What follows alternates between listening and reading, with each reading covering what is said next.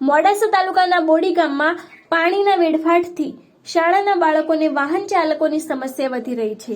ત્યારે ગામના સરપંચે તાત્કાલિક રસ્તો બને તેવી સરકાર સામે માંગણી કરી।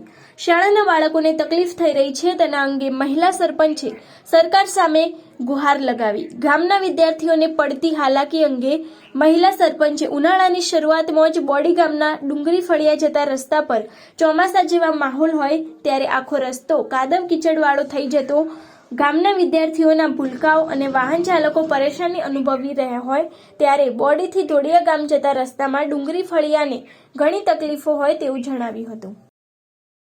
ગામનો સરપંચ શ્રી વિષ્ણુબેન કેતનસિંહ ઝાલા બોલું છું કે બોડીથી ધોળિયા સુધીનો રસ્તો ખરાબ થઈ ગયો છે। છોકરાઓને મોટા શિક્ષકોને બધાને રસ્તાની જરૂર છે। કાદવ કિચડમાં પડીને જાય છે। ડામર રોડ છે અત્યાર સુધી થયો નથી તે સરકારશ્રીને વિનંતી છે કે આ રસ્તો ચાલુ કરાવે એવી મારી અપેક્ષા છે।